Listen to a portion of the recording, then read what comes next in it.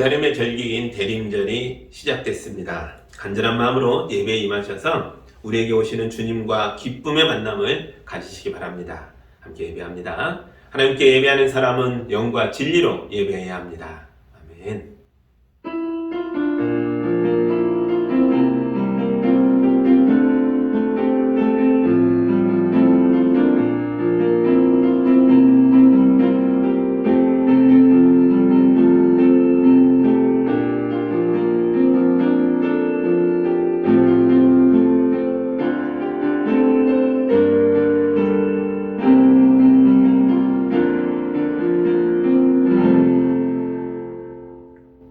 사랑의 하나님 아버지, 대림절을 맞아 우리가 주님의 음성을 기억합니다.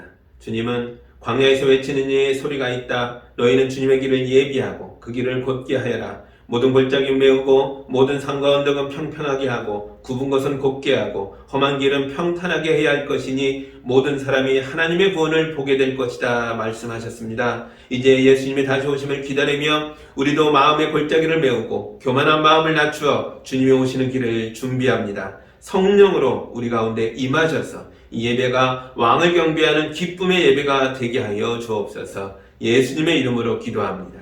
아멘. 찬송가 43장 함께 찬양합니다.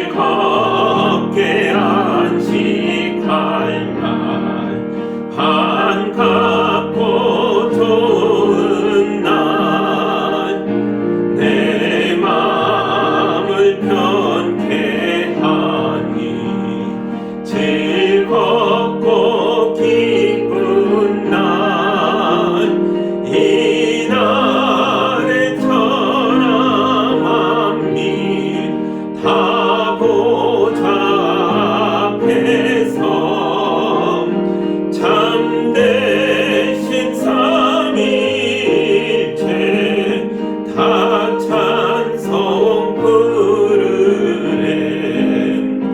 이 날의 하늘에서 새 양식 내리네.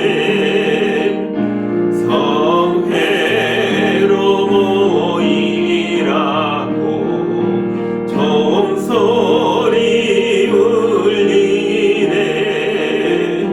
복음의 밝은 빛은 온 세상 비치며 또 영생물이 흘러 시원케 하시네. 이 주일 지킴으로 새들에 입어서 영원히 쉬는 곳에 다 올라갑시다. 성부께 찬미하고 성자와 또 성령 참되신 삼위일체 다 찬송 부르세.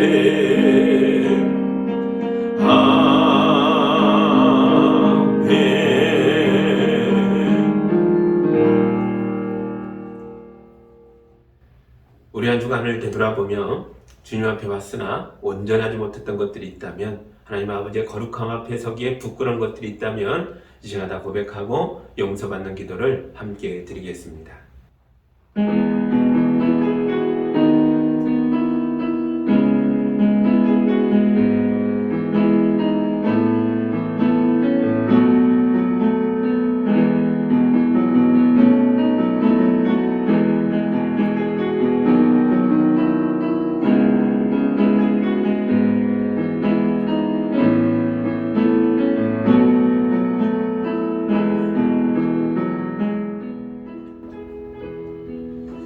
주여, 우리가 하늘 보좌를 내려놓고 죄인들 속에 임재하셨던 주님 앞에 나와 있습니다. 그러나 주님을 사랑하고 믿고 따른다 입으로 고백하면서 우리의 과거를 되돌아보니 우리는 눈앞에 보이는 작은 것들을 하나님의 나라보다 더 귀하게 여기며 욕심에 매여 살고 있었습니다. 다시 오실 예수님을 마음에 담지 못하고 우리 마음에 가득 찬 것들은 시기와 질투와 미움과 분노였습니다. 대림절을 맞아 주님이 우리에게 오고 계심을 다시 한번 우리 마음에 새깁니다. 그리고 우리가 마치 마지막 심판대 앞에 선 것처럼 두렵고 떨리는 마음으로 우리의 고백의 기도를 드립니다.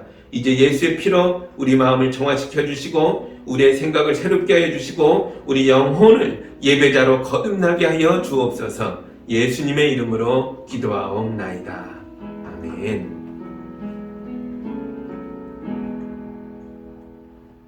이제 우리 주님의 용서와 치유와 화해의 말씀을 들으시기 바랍니다. 여러분은 지금이 어느 때인지 압니다. 잠에서 깨어나야 할 때가 벌써 되었습니다. 지금은 우리의 구원이 우리가 처음 믿을 때보다 더 가까워졌습니다. 밤이 깊고 낮이 가까이 왔습니다. 그러므로 우리는 어둠의 행실을 벗어버리고 빛의 갑옷을 입읍시다. 아멘. 이제 용서받은 예배자의 모습으로 사도신경으로 우리의 신앙을 함께 고백하겠습니다. 나는 전능하신 아버지 하나님, 천지의 창조주를 믿습니다. 나는 그의 유일하신 아들 우리 주 예수 그리스도를 믿습니다. 그는 성령으로 잉태되어 동정녀 마리아에게서 나시고 본디오 빌라도에게 고난을 받아 십자가에 못 박혀 죽으시고 장사된 지 사흘 만에 죽은 자 가운데서 다시 살아나셨으며 하늘에 오르시어 전능하신 아버지 하나님 우편에 앉아 계시다가 거기로부터 살아있는 자와 죽은 자를 심판하러 오십니다. 나는 성령을 믿으며 거룩한 공교회와 성도의 교제와 죄를 용서받는 것과 몸의 부활과 영생을 믿습니다. 아멘. 찬송가 61장 함께 찬양하겠습니다.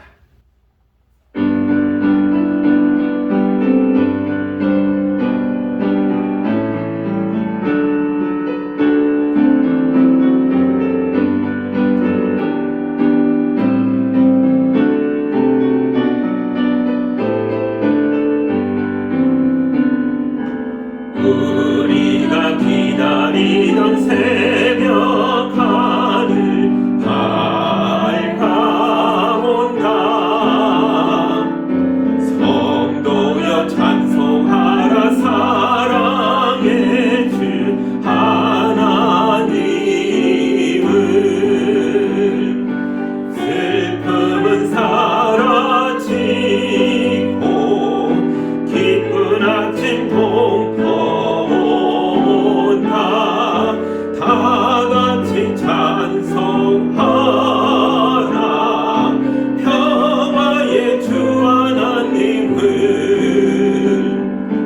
어둡던 저 하늘이 찬란하게 밝아온다.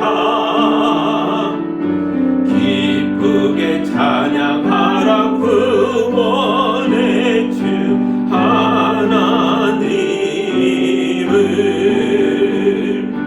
근심은 물러가고 새벽별이 비춰온다.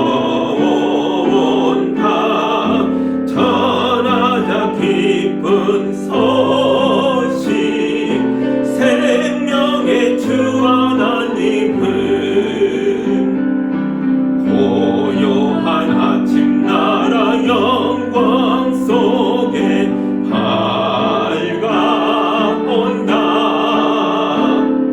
주님께 감사하라 평화의 왕 하나님께. 고통은 사라지고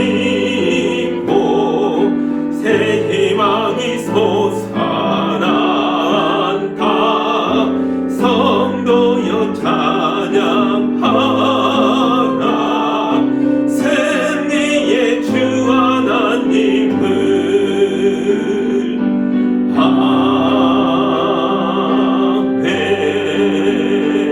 아멘. 함께 기도합니다. 사랑의 하나님 아버지, 어둠이 깊었던 세상에 예수님을 빛으로 보내주셔서 감사합니다. 이 죄인들이 예수님을 알고 나서 천국의 백성이 되었습니다.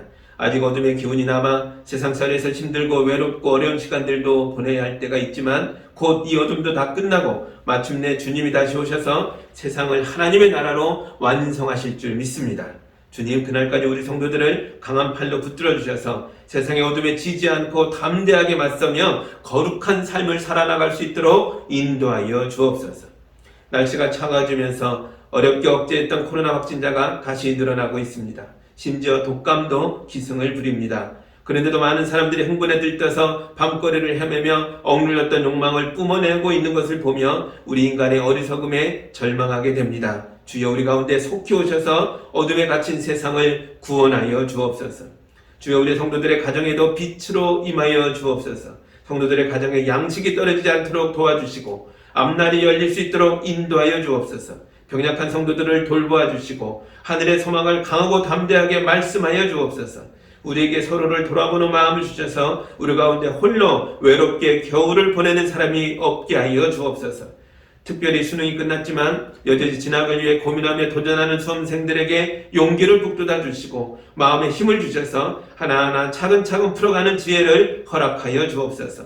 대학 대신 다른 길을 선택한 학생들도 있습니다. 오랫동안 기도하고 단단한 결심으로 나아가는 이들의 앞길을 축복하여 주옵소서. 험난한 세상살이의 파도를 넘어서서 마침내 평화의 항구에 도달할 수 있도록 인도하여 주옵소서. 지금 가정에서 예배하는 모든 사람들 위해 주님의 임재가 있도록 하여 주옵시고 하늘의 복과 위로를 가정마다 가득가득 채워 주옵소서. 예수님의 이름으로 기도하옵나이다. 아멘.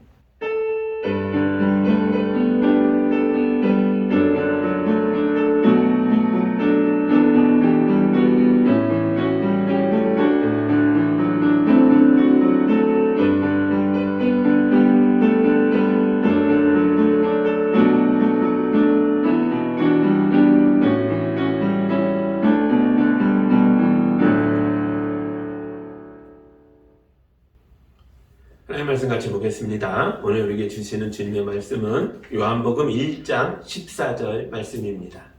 하나님의 말씀을 봉독할 때 여러분도 함께 보시기 바랍니다. 그 말씀은 육신이 되어 우리 가운데 사셨다. 우리는 그의 영광을 보았다. 그것은 아버지께서 주신 외아들의 영광이었다. 그는 은혜와 진리가 충만하였다. 아멘. 저는 기도합니다. 사랑의 하나님 아버지, 요한복음의 말씀을 우리가 다 읽었고 다시 1장으로 돌아와서 한 절을 또 읽었습니다. 이 말씀이 깊이 우리 안에 박힌 단단한 못이 되게 하셔서 주님의 말씀에 우리 인생이 걸리게 하여 주시고 우리의 중심이 매이게 하여 주셔서 이 땅을 살아갈 때에 하나님의 복받은 사람으로 주님의 백성으로 담대하게 살 수 있도록 인도하여 주옵소서. 예수님의 이름으로 기도합니다. 아멘. 오늘은 예수님의 오심을 기다리는 대림절의 절기가 시작하는 날입니다. 오늘부터 4주 동안 교회는 우리가 왜 예수님을 기다리는 것인지, 그리고 예수님이 우리에게 오신다는 게 어떤 의미인지에 대해서 함께 살펴보고자 합니다. 그런데 한편으로는 제 마음속에 요한복음을 총정리하는 시간을 갖지 못한 것에 대한 아쉬움도 있었습니다. 우리는 58주에 걸쳐서 요한복음을 다 읽었습니다. 한 절 한 절 읽어나가면서 요한복음에 담겨있는 놀라운 진리를 발견해 왔는데요. 문제는 우리가 받은 감동들이 우리 안에 머물러 있지 못하고 새로운 본문을 볼 때마다 이전의 것들이 계속 사라져버렸다는 거죠. 새로운 게 들어오면 지나가 버리고 우리 안에 머물러 있어야 우리에게 은혜가 되고 용기가 되고 하나님의 능력이 될 텐데 우리는 지금까지 들었던 말씀들을 자꾸 놓치고 있죠. 그래서 저는 요한복음의 이야기를 다 읽고 난 뒤에 우리가 발견한 진리들을 정리하고 통합하는 시간을 한번 가져야겠다라고 생각하고 있었거든요. 제가 이 두 마음 사이에서 대림절이 시작하는데 또 요한복음도 한번 정리하고 가고 싶은데 두 마음 사이에서 갈등하면서 1장을 다시 읽고 있었습니다. 그러다가 오늘 본문 1장 14절에서 제 마음속에 갈등이 풀렸습니다. 제가 보기에 14절의 말씀은 요한복음 전체를 요약해주는 말씀입니다. 그런데 이 구절은 동시에 예수님이 우리에게 오시는 의미가 무엇이었는지를 아주 명확하게 보여주는 말씀이기도 하다는 거죠. 그래서 저는 기쁜 마음으로 대리운전일 첫날의 말씀으로 이 구절을 선택할 수 있었습니다. 제가 다시 읽어드립니다. 그 말씀은 육신이 되어 우리 가운데 사셨다. 우리는 그의 영광을 보았다. 그것은 아버지께서 주신 외아들의 영광이었다. 그는 은혜와 진리가 충만하였다. 아멘. 이 구절은 크게 4개 문장이 들어있죠. 첫째 문장은 그 말씀은 육신이 되어 우리 가운데 사셨다. 이렇게 되어 있고요. 두 번째 문장은 우리는 그의 영광을 보았다라는 것입니다. 저는 이 두 문장을 읽으면서 몸에 전율이 흐르더라고요. 지금도 읽을 때마다 전율이 계속 흐릅니다. 말씀이 육신이 되었다. 이건 하나님이 인간이 되셨다. 이것에 대한 다른 표현이죠. 우리는 이걸 성육신이라고 부릅니다. 이 구절 그대로 우리 예수님은 하늘의 보좌를 내려놓고 낮고 천한 이 땅에 오셔서 인간 아기의 몸으로 태어나셨습니다. 그런데 하나님의 아들이 왜 그래야 했냐는 거죠. 요한복음 1장 1절을 다시 보겠습니다. 태초에 말씀이 계셨다. 그 말씀은 하나님과 함께 계셨다. 그 말씀은 하나님이셨다. 이 구절은 예수님의 기원이 1세기 유대 땅 베들레헴에서 태어난 한 아기로부터가 아니라고 말하고 있는 거예요. 예수님은 세상이 시작하기 전부터 이미 하나님으로 계셨다라는 것을 이렇게 설명하고 있는 겁니다. 그런데 여러분 이게 무슨 소리인지 이해가 되세요? 제가 58주 동안 요한복음을 같이 읽어 나갔고 강의를 했는데 이 중에 어디가 제일 어려우셨습니까? 전하는 저나 듣는 여러분이나 사실 1장이 제일 어려웠을 거예요.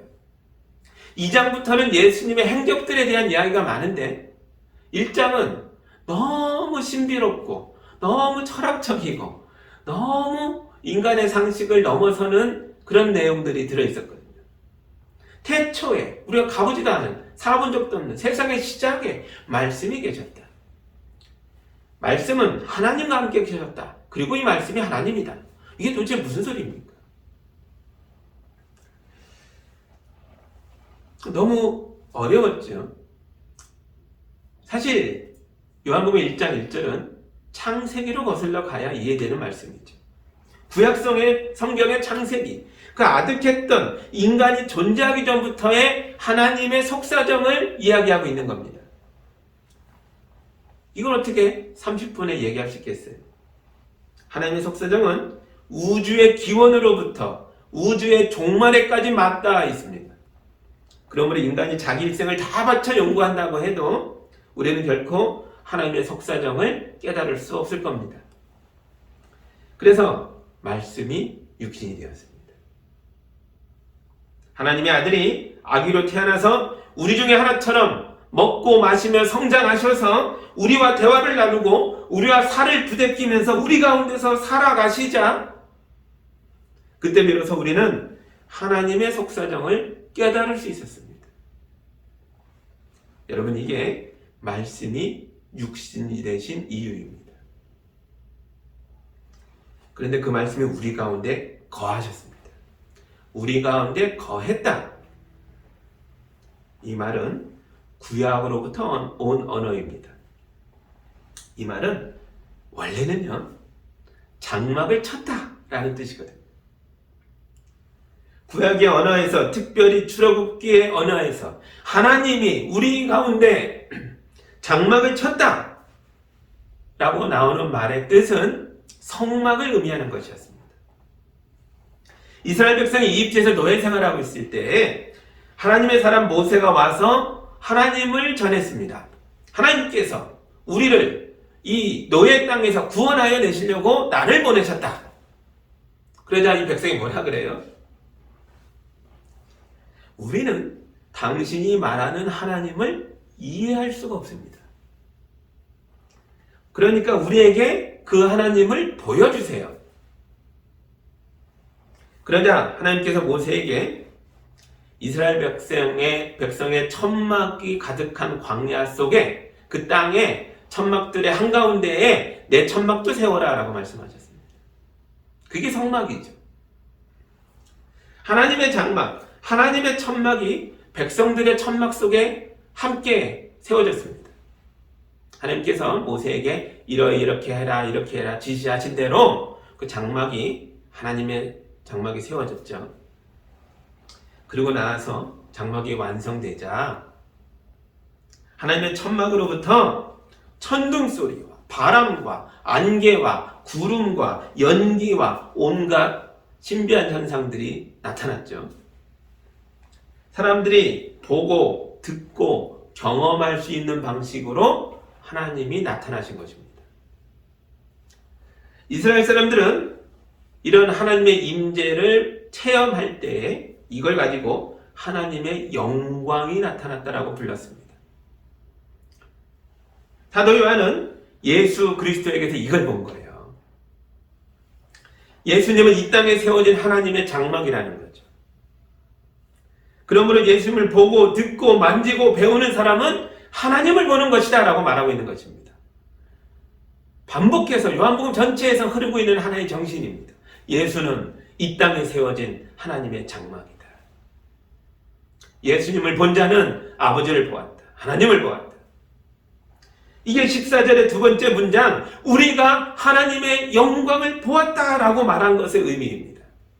하나님의 임재가 예수에게서 나타났고 그것이 바로 하나님의 영광이 예수 그리스도에게서 나타난 것이다 라고 말하고 있는 거죠. 자, 왜 예수님이 우리 가운데 태어나신 겁니까? 바꿔 말해서 왜 하나님이 인간이 되신 것입니까? 네 번째 문장이죠. 그는 은혜와 진리가 충만하였다. 하나님의 속사정은 멸망으로 달려가는 인류를 불쌍히 여기사 우리를 구원하고자 하는 것이었습니다. 그러나 인류는 눈에 보이지 않는 하나님, 이해할 수 없는 하나님, 나와 너무 다른 하나님, 태초부터 끝날까지 우리 바깥에 계신 것처럼 느껴지는 하나님에 대해서 눈을 감아버렸습니다. 깨달을 수도 없고 이해할 수도 없고 알 수 없는 하나님에 대해서 더 이상 질문하지도 않습니다. 심지어 하나님으로부터 세움받은 이스라엘 백성도 이집트 땅에서 400여 년 보내는 동안 하나님의 이름까지 잊어버렸습니다. 그게 우리의 현실이죠. 구약의 현실이 우리의 오늘의 현실과 크게 다르지 않습니다. 우리를 구원하고자 하는 하나님의 속사정을 인류가 깨달을 수가 없었습니다. 그래서 하나님의 아들이 육신을 입고 우리 중에 하나가 되어 우리 가운데 오심으로써 우리들에게 은혜와 진리의 충만함을 전해주고 계시는 겁니다. 예수님 안에 충만하게 가득 차 있는 은혜와 진리가 우리에게 전달되자 놀라운 일들이 일어났습니다. 죄가 있는 사람이 죄를 뉘우치고 새 사람이 되었습니다. 병으로 죽어가는 사람이 병고침을 받고 살아납니다. 마음이 깨져서 무너졌던 사람들이 회복됩니다. 그리고 이기심으로 가득 찬 집단들이 서로를 죽고 죽이던 이 땅에 사랑과 정의를 보여주는 새로운 공동체가 출현했습니다. 이게 바로 교회죠. 예수님을 보며 예수님 안에 가득한 은혜와 진리를 경험한 교회는 땅에 있되 땅에 속하지 않았습니다. 이제 우리는 예수님 계신 하늘을 쳐다보며 살고 있습니다. 이제 우리는 하나님의 나라를 살아갑니다. 예수님이 가득한 은혜와 진리를 어떻게 다 설명할 수 있겠습니까?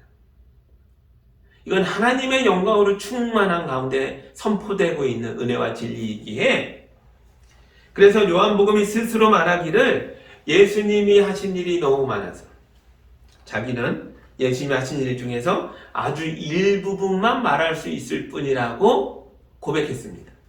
21장 25절입니다. 제가 읽어드릴게요. 예수께서 하신 일은 이 밖에도 많이 있어서 그것을 낱낱이 기록한다면 이 세상이라도 기록한 책들을 다 담아두기에 부족할 것이라고 생각한다. 아멘. 요한복음이 이렇게 끝나고 있어요. 예수님 이야기가 어마어마한데, 은혜와 진리가 충만한데 이걸 책으로 쓰다 보니까 끝이 없더라는 거예요.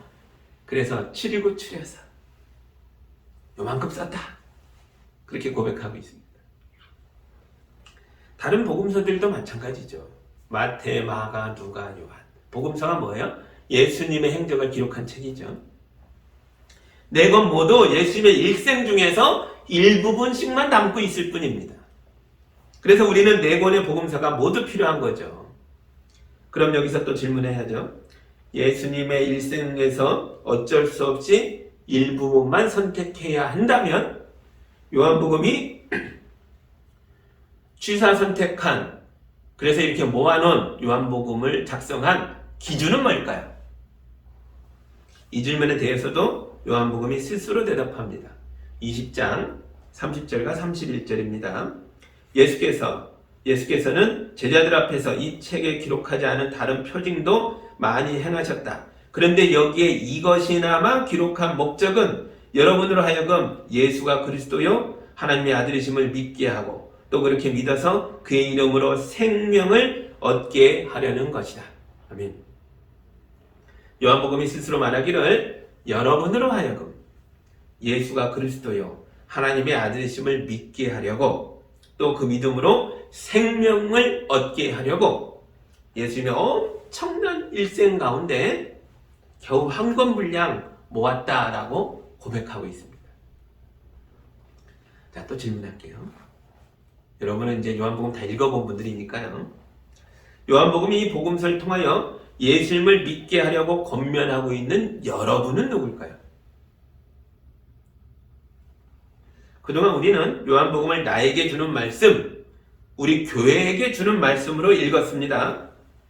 그러나 요한복음을 이렇게만 읽으면 요한복음은 교회의 책일 뿐입니다. 그러나 사실은 모든 복음서가 그렇듯이 요한복음도 교회 밖으로도 아주 강력하게 복음을 선포하고 있는 전도의 책이고 선교의 책입니다.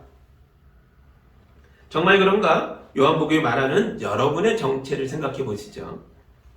요한복음의 복음 선포의 대상이 누군가, 이들이 누구였는가 라고 알기 위하여 다시 1장으로 옵니다.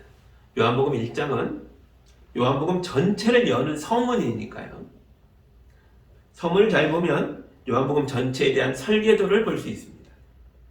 이제 1장 19절과 20절을 제가 읽어드리겠습니다. 유대 사람들이 예루살렘에서 제사장들과 레위 지파 사람들을 요한에게 보내어서 당신은 누구요? 하고 물어보게 하였다. 그때 요한의 증언은 이러하였다. 그는 거절하지 않고 고백하였다. 나는 그리스도가 아니요 하고 그는 고백하였다. 아멘. 사람들이 세례 요한에게 당신은 누구요? 라고 물어봅니다. 여러분이 이런 질문을 받는다면 뭐라고 대답하겠어요? 저에게 묻는다면 그러겠죠. 저는 김요한이요. 아니면 좀 다르게 표현한다면 저는 예수한교교회 담임 목사요. 뭐 이렇게 얘기해야 되는 거 아닙니까? 그런데 세례 요한은 나는 그리스도가 아니요 라고 대답합니다. 그러니까 세례 요한은 사람들이 물어본 질문이 자기 이름을 물어본 게 아니라는 걸 알고 있었던 거죠. 요한이 생각한 사람들의 질문은 누가 그리스도인가 하는 것입니다. 그래서 요한은 이 질문에 대해서 나는 아니요 라고 대답한 겁니다. 요한복음의 저자는 이 사건을 서문인 1장에 둠으로써 이제부터 요한복음을 통해서 이 질문에 대하여 대답하겠다라고 선언한 것입니다. 그러니까 요한복음의 여러분은 누가 그리스도인가 라고 묻고 있는 사람들이라는 거죠. 근데 여러분, 이런 질문은 아무나 하는 게 아닙니다. 왜냐하면 그리스도란 구약 성경에 예언되어 있는 메시아를 뜻하는 거잖아요. 그러므로 요한복음의 여러분은 하나님의 구원을 기다리는 사람들이거나 적어도 구약 성경을 통해서 메시아가 온다라고 예언되어 있다는 걸 아는 사람들이라는 거죠. 구약 성경에 익숙하고 메시아를 기다리는 사람들이 누구였습니까? 유대인들이거나 아니면 유대교에 들어와 있는 특별한 이방인들이거나 그리고 우리처럼 교회에 들어와 있는 사람들이죠. 이 세 종류의 사람들만이 구약 성경을 알고 있습니다. 그리고 이 세 종류의 사람들만이 누가 진정한 그리스도이신가? 라고 질문하고 있는 거죠. 그러니까 요한복음은 교회의 교인들을 위한 책이면서 동시에 유대인들과 유대교에 들어와 있는 이방인들을 위한 책이라는 거죠. 그들에게 복음을 전하는 책입니다. 복음은 예수 그리스도시니까요. 근데 보세요. 유대인과 이방인들이 교회를 얼마나 괴롭혔습니까? 특히 요한복음이 기록되던 시대인 1세기 말은요, 교회에 대한 박해가 엄청나게 심했던 시대죠. 그런데 이런 고통의 시대에 기록된 요한복음이 교회만이 아니라 교회를 박해하고 교인들을 잡아 감옥에 가두고 십자가에 매달아 죽게 만드는 그 사람들을 향해서 교회 밖의 유대인과 이방인들에게도 예수의 복음을 전하고 있습니다. 왜 그럴까요? 왜냐하면 예수의 복음은 생명이니까요. 생명은 계속 확장되어 나가려는 힘이 있습니다. 나무는 계속 자라려고 하고 심지어 코로나 바이러스조차 이 못된 바이러스도 계속 퍼져나가려고 하는 거죠. 이게 생명의 속성이죠. 예수님은 은혜와 진리가 충만하신 분이고 우리에게 생명과 자유를 주시는 분이십니다. 그러므로 예수의 복음은 너무나 좋은 것이죠. 그런데 교회가 이 좋은 복음을 독점하고 있으면, 그래서 교회 밖의 사람들에게 나눠주지 않는다면 교회는 이 좋은 생명을 잃어버리고 썩고 부패해서 냄새나는 곳이 될 것입니다. 우리 교회 밖의 사람들 중에도 누가 그리스도인가 라고 질문하는 사람들이 있다는 거죠. 이 질문의 핵심이 뭡니까? 누가 나의 구원자인가? 누가 이 고통의 삶에서 나를 건져줄 것인가? 누가 이 처절한 아픔을 위로할 수 있는가? 누가 해결할 수 없는 내 삶의 문제를 도와줄 수 있는가? 이걸 묻고 있는 사람들이죠. 이들은 험하고 고된 세상살이에서 지치고 쓰러져 죽어가면서 누가 나를 이 죽음에서 건져낼 수 있는가라고 우리에게 묻고 있습니다. 여러분, 우리 답을 아는 자들이잖아요. 예수님이 주시는 사랑과 은혜가 너무 커서 너무 충만하여 이 세상을 가득 채우기에도 이 세상에 그걸 기록해 쌓아놓으면 담을 수가 없을 정도로 엄청나다라고 요한복음이 고백했죠. 그러므로 우리는 교회 밖의 사람들에게 우리가 가진 이 복음을 마음껏 퍼주어도 닳지 않는 거라는 거죠. 우리처럼 그들도 하나님의 자녀가 되어 축복 속에서 기쁘고 행복하게 살도록 도와줘야 합니다. 손해나는 게 아니라 생명의 속성 아닙니까? 더 커지고 더 풍성해지고 더 많아지는 것입니다. 이게 요한복음입니다. 요한복음 1장에서 누가 그리스도인가? 라고 질문했고 20장에서는 예수가 그리스도시다! 라고 대답했죠. 그러면 그 사이의 내용은 뭘까요? 1장이 물었고 20장이 대답했다면 그 사이 내용은요? 2장부터 19장 아니 20장 전반절까지 뭘까요? 그건 바로 예수가 그리스도시다라는 걸 설명하고 증명해주는 내용들이라는 거죠. 요한복음은 예수님이 행하신 많은 기적들 중에서 아주 조심스럽게 7개만 뽑아냅니다. 그리고 예수님이 행하신 그 놀라운 기적들 중에 뽑아서 선택한 7개에다가 특별한 이름을 붙여줍니다. 그게 바로 표징이라는 이름이에요. 표징이란 증거의 기적이라는 뜻입니다. 기적은 기적인데 그냥 갑자기 우연히 일어난 기적이 아니고 뭔가를 말해주고자 하는 증거로 나타난 기적이라는 뜻이죠. 이 기적이 뭘 증거하는 거죠? 뭐겠습니까? 예수님이 그리스도시다. 누가 그리스도인가? 라고 당신들이 묻는데 누가 나의 구원자인가? 찾고 있는데 예수님이 그리스도시다. 이것을 증거해주는 기적, 표징들이다 라고 말하는 거죠. 요한복음이 조심스럽게 선택한 7개의 표징들을 우리가 다 봤습니다. 그게 2장, 4장, 5장, 6장, 9장 그리고 11장에 흩어져 있죠. 기억나세요? 어떤 것들인지? 그 7개를 한 자리에 모아볼게요. 첫째, 갈릴리 가나의 어느 결혼식에서 예수님이 물로 포도주가 되게 하셨죠. 둘째, 두 번째는 가버나움 근처에서 어느 관리에 죽어가던 아들을 말씀만으로 살리셨습니다. 세 번째, 예루살렘 연못가에서 38년 누워있던 병자를 고쳐주셨습니다.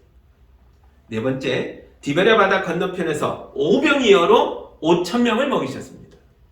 다섯 번째, 폭풍치는 바다를 걸어서 제자들이 타고 있던 배에 오셨습니다.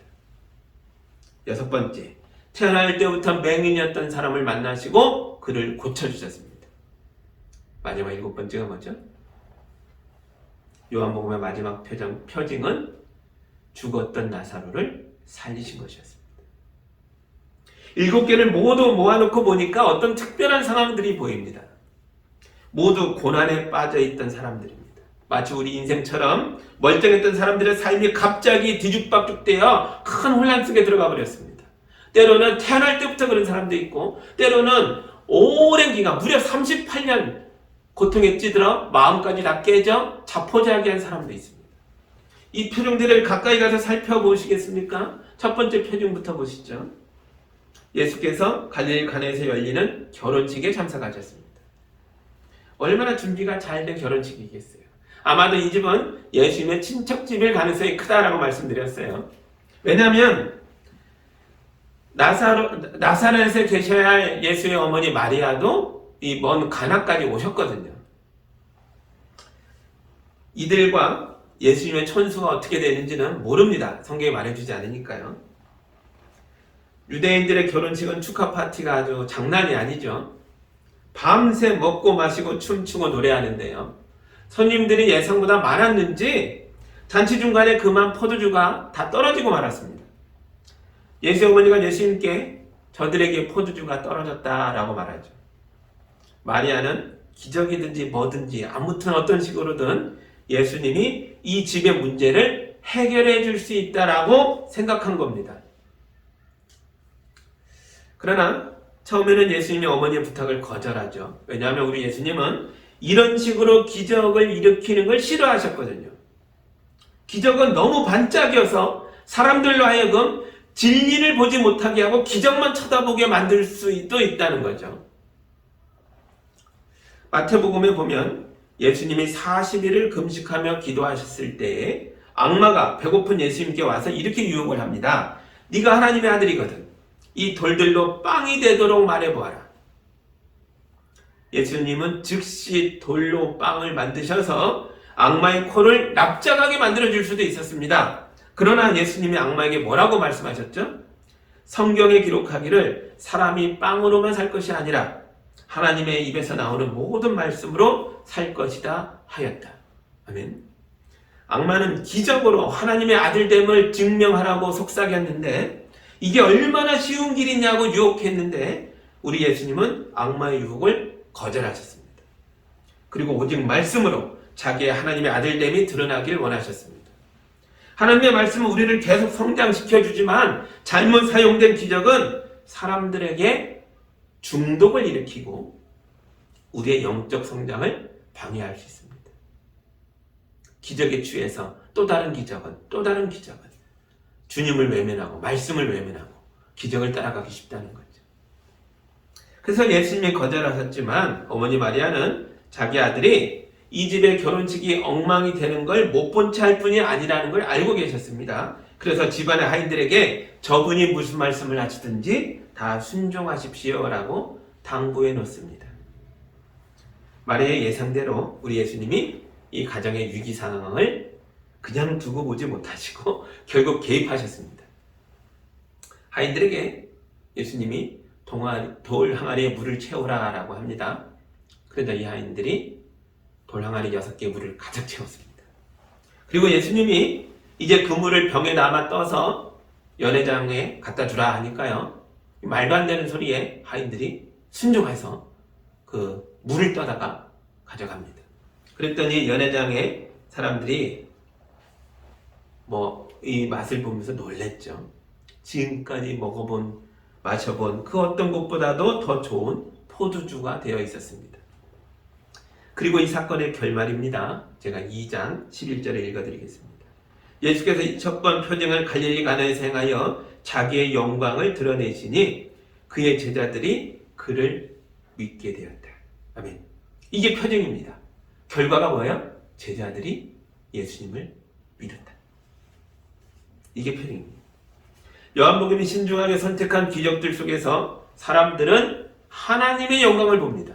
그리고 드디어 하나님이심을 믿어가게 되었다는 거죠. 우리는 여기서 하나님의 영광이 무엇인가를 설명할 수 있게 되었습니다.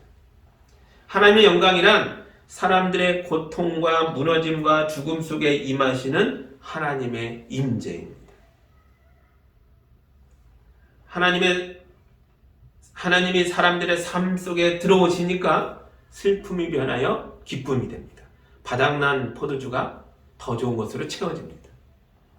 무너졌던 것들이 다시 세워집니다. 침몰에 가던 배가 목적지에 도착합니다. 38년이나 찌들었던 사람이 회복되어 일상으로 돌아옵니다. 그리고 마지막으로 7번 표징에서는요, 심지어 죽음마저 굴복하여 죽었던 나사로가 살아 돌아옵니다. 오늘은 대림절 첫날입니다. 우리는 왜 예수님을 기다리는 것입니까? 예수님이 우리에게 오시면 우리에게 무슨 일이 일어나게 되는 것입니까? 예수님은 우리 인생 가운데 세워진 하나님의 장막입니다. 예수님을 보면 우리는 하나님을 보게 되는 것입니다. 그것도 은혜와 진리가 충만한 하나님이십니다. 우리의 깨지고 상한 인생 속에 하나님의 장막이 세워지니까 세상에서 밀려난 오합지졸 같았던 사람들이 하나님의 백성으로 거듭나고 하나님의 군대가 되는 것입니다. 하나님의 군대는 세상을 정복하고 멸망시키는 군대가 아닙니다. 우리는 세상을 죄에서 해방하여 고통받는 사람들을 구원하는 군대입니다. 대림절 기간 동안 요한복음을 다시 1장부터 읽으시기 바랍니다. 그리고 지난 58주 동안 우리 마음을 뒤흔들고 우리 심장을 두근거리게 했던 예수님의 생애를 다시 되새겨 보시기 바랍니다.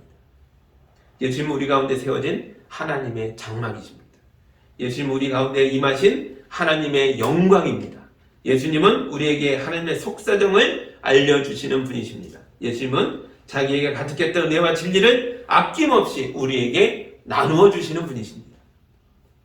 대림절 기간 예수님을 깊이 묵상하십시오. 예수님은 이 험한 세상에 세워진 하나님의 장막이며 깨지고 상한 우리 현실에 임하신 하나님의 영광이며 죄의 노예로 살던 우리를 해방하여 우리를 하나님의 백성으로 하나님의 강한 군대로 세우시는 우리의 구원자이십니다. 요한복음 신중하게 선택했던 7개의 표징들처럼 우리 예수한리교회 교인들의 현실에서도 하나님의 영광이 온전하게 드러나서 하나님의 은혜와 진리가 여러분과 여러분의 가정에 충만하게 되기를 주님의 이름으로 축복합니다. 아멘. 기도하겠습니다. 사랑의 하나님 아버지 감사합니다. 대림절 첫날 요한복음의 말씀을 다시 되새기며 1장을 읽었습니다. 주님, 이 한 구절의 말씀이 요한복음 전체를 대표하여 우리 속에 깊이 새겨지게 하셔서 우리 삶에 하나님의 장막이신 예수님이 세워지게 하여 주옵소서. 하나님의 영광이 예수의 이름으로 우리 가정에 임재하게 하여 주옵소서. 주님의 가득했던 은혜와 진리가 우리 삶에 충만하게 하여 주시고 흘러 차고 넘쳐서 우리 이웃도 살려내게 하여 주옵소서. 예수님의 이름으로 기도합니다. 아멘.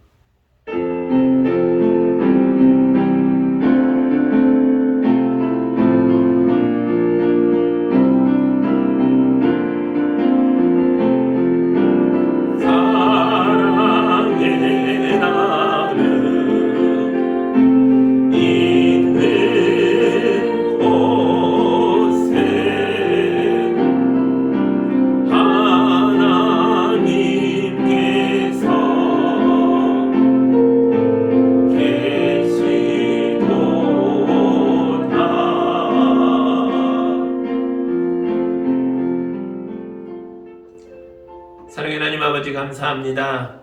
우리에게 정말 놀라운 은혜를 주시고 생명을 주시고 우리의 처절했던 삶에서 일으켜 세워주셔서 하나님 백성 되게 하시니 감사합니다.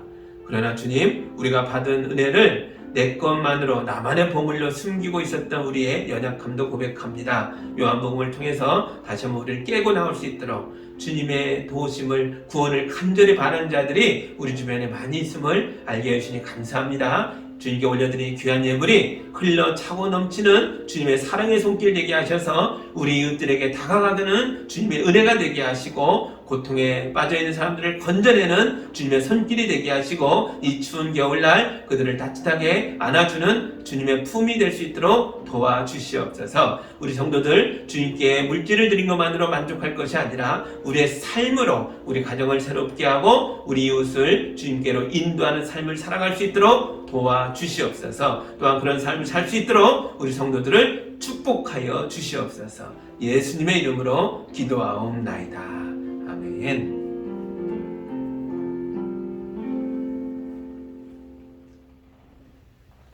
할렐루야. 오늘부터 성탄절이 오는 날까지 대림절 기간으로 보내는데요.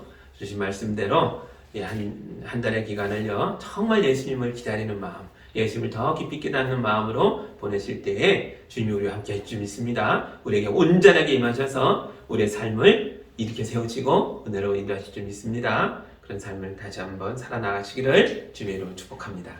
아멘. 우리 마지막 찬양 힘있게 부르고 우리의 삶으로 담대하게 나아가겠습니다.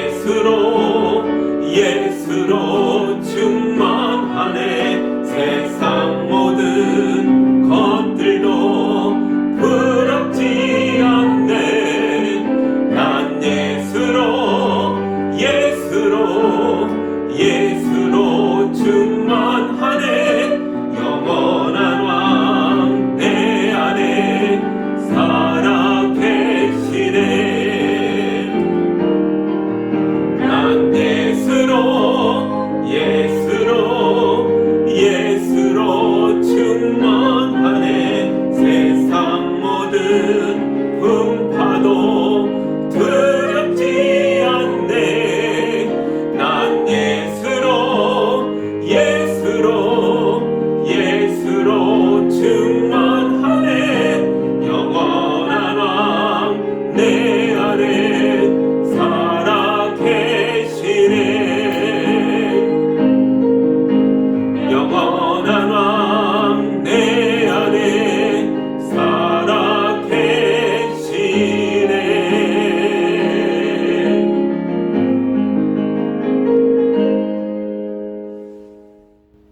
이제는 은혜와 진리의 충만함을 우리에게 주시고자 하늘 보좌 내려놓고 우리 중에 하나가 되어 우리 가운데 임하였던 예수 그리스도의 은혜와 그 아들을 우리 속에 장막으로 세우신 하나님의 사랑과 그 아들을 온전히 믿도록 도우시는 성령님의 인도하심이 주님의 말씀에 아멘하고 내 가정과 교회와 이웃을 돌보며 살아가기로 결심하고 주님의 사랑을 복음으로 선포하는 성도들 위해 이제로부터 영까지 함께하기를 간절히 축원하옵나이다. 아멘.